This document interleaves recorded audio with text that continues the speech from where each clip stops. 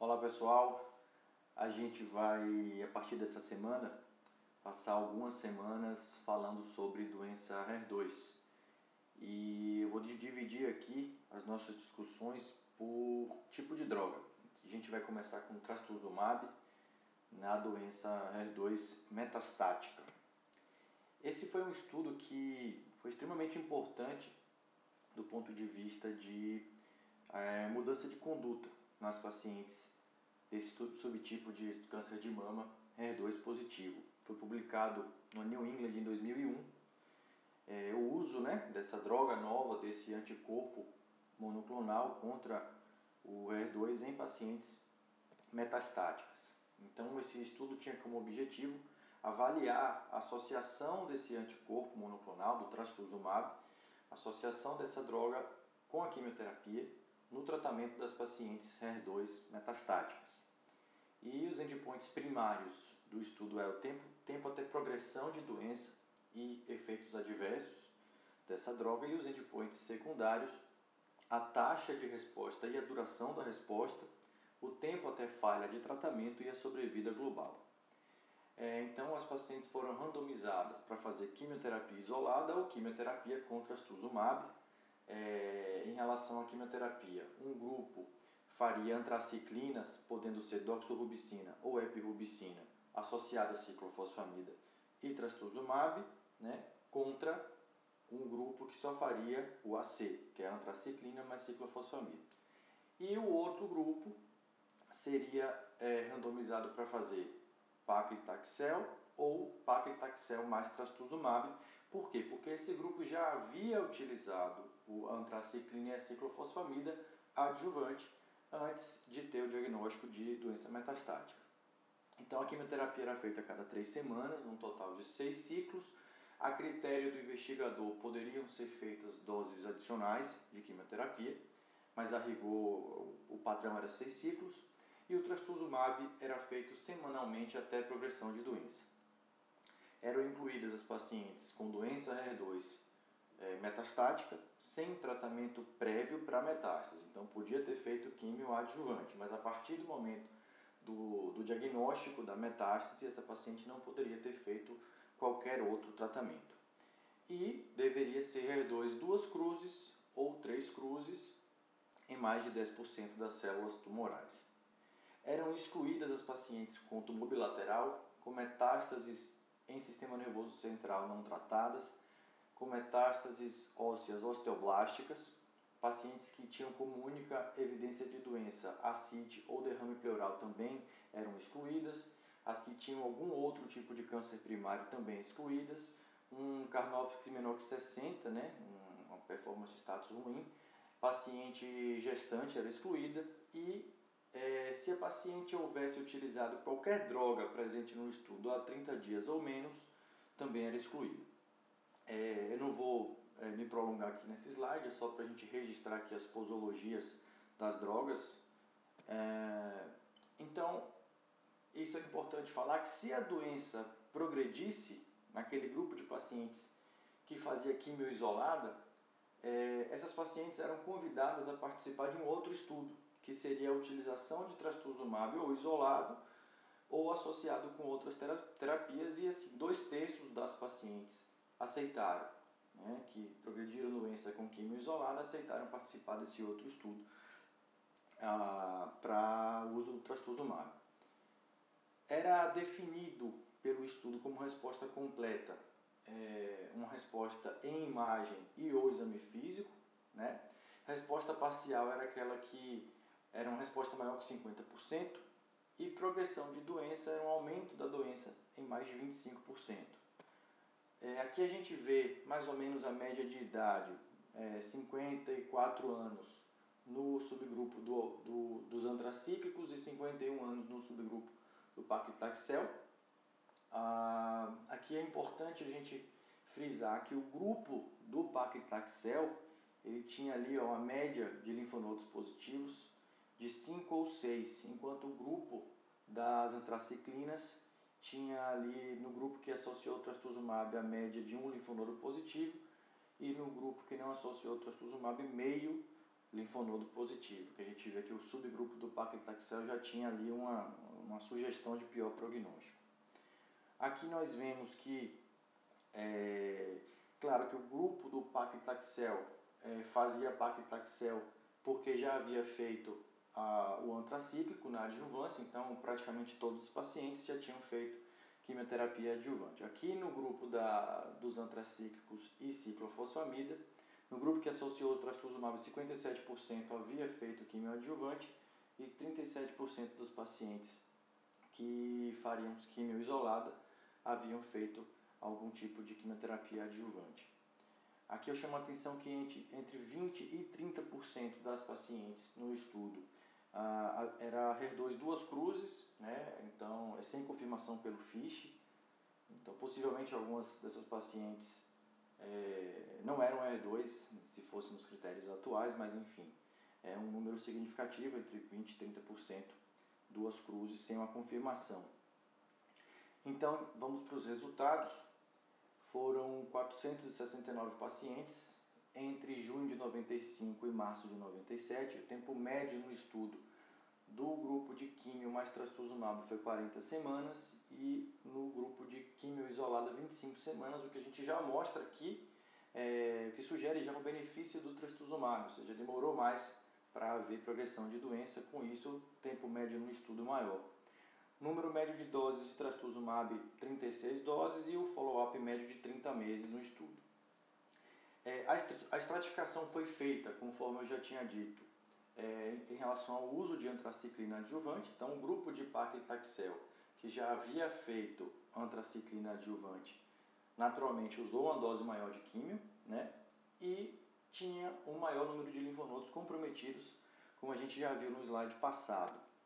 O tempo médio para a progressão da doença, que foi o endpoint primário, um dos endpoints primários do estudo, no grupo que associou trastuzumab, foi 7,4 meses para a progressão, e no grupo que não fez trastuzumab, 4,6 meses.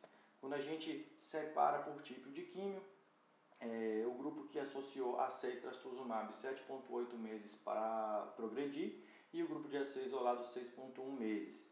Aí, no grupo do paclitaxel, a gente já vê aqui, ó, o paclitaxel isolado, sem o trastuzumab, o tempo de progressão foram 3 meses. Então, bem inferior ao restante. Sendo que o paclitaxel com o trastuzumab já melhorou bastante, mais que o dobro aqui do tempo para progredir, que foram 6,9 meses. Em gráfico aqui, o que eu acabei de dizer, né, mostrando que o trastuzumab ele mostrou benefício tanto no grupo geral de químio, quanto nos subgrupos de antraciclina e paclitaxel também. A taxa de resposta geral associando o químio com trastuzumab foi de 50%, de químio isolada 32%, e o tempo de duração de resposta, químio mais trastuzumab 9,1 meses e químio isolada 6,1 meses, com P significativo, conforme a gente vê aqui nesse gráfico. Os números são os números que eu falei em relação a tempo médio de duração de resposta, e aqui a gente vê um pouco acima em relação à resposta completa ou parcial.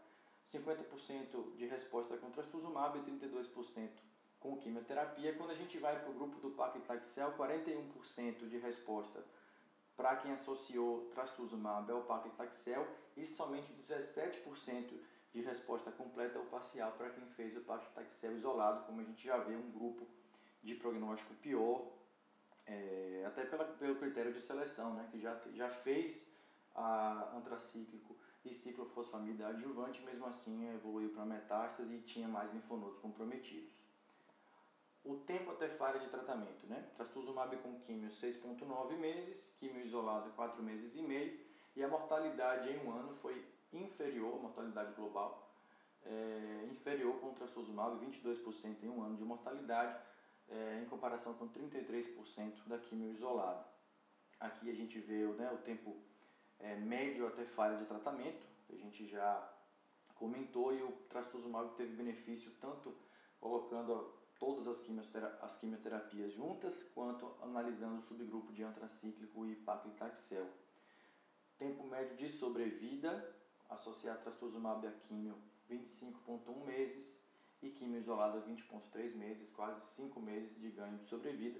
E aqui eu chamo a atenção mais uma vez, né? Aqui as pacientes com HER2 3 cruzes foram mais beneficiadas que as 2 cruzes, já sugerindo, né, que havia uma, entre aspas, contaminação desse grupo 2 cruzes que na realidade talvez não fossem HER2 positivo. Em gráfico, em relação à sobrevida média, 25,1 meses para trastuzumab com químio, 20,3 meses para quem fez químio isolada. Em gráfico, aqui a gente vê a sobrevida livre de progressão, né? Benefício de associar o trastuzumab, a dissociação das curvas aqui. Benefício no subgrupo do antracíclico, né? E aqui a gente vê uma diferença maior ainda entre as curvas, mostrando que esse subgrupo do paclitaxel isolado realmente foi bem pior que os outros, mas que a associação do trastuzumab melhorou bastante a sobrevida livre de progressão. Sobrevida global, o trastuzumab também mostrou benefício, não foi um benefício com a magnitude tão grande quanto a sobrevida livre de progressão, mas há um benefício de sobrevida global com o trastuzumab em relação à químio geral, benefício também no subgrupo do AC e benefício no subgrupo do paclitaxel. Em relação aos efeitos adversos, a gente vê que os pacientes que associaram trastuzumab à quimio tiveram mais insuficiência cardíaca, tiveram mais anemia, mais leucopenia, mais infecção e mais diarreia. E aqui eu chamo a atenção para o subgrupo que associou o antracíclico com o trastuzumab, que foram 27%, né, um número alto, 27% de insuficiência cardíaca. Então a gente vê aqui a disfunção cardíaca sendo sintomática ou não. A associação de AC e trastuzumab chegou a 27% dos casos, que é um número bastante elevado. E uma disfunção cardíaca classe funcional 3 ou 4, 16%, quando associou o AC com trastuzumab. A gente vê logo abaixo ali, do que está em vermelho, o AC isolado foi 3%, né? Subiu para 16% quando associou o trastuzumab.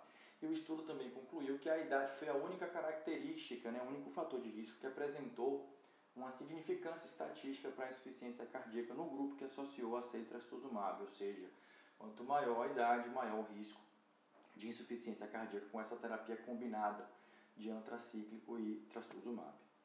Para a gente finalizar, então, trastuzumab associado à químio na doença HER2 metastática reduziu o risco relativo de morte em 20% após 30 meses. Esse benefício provavelmente é subestimado, né, de sobrevida global. Por quê? Porque houve aquela alocação de pacientes, aquelas pacientes que fizeram quimio isolada e progrediram, 66% delas foram alocadas em outro estudo com trastuzumab. Então elas passaram a fazer trastuzumab e com isso é provável que tiveram uma sobrevida maior. Então, apesar de isso não ter efeito no endpoint primário, que é o tempo para a progressão, ou seja, essas pacientes de quimio isolada que progrediram, elas entram aqui no estudo e fazem parte dessa análise que mostra o grande benefício do trastuzumab.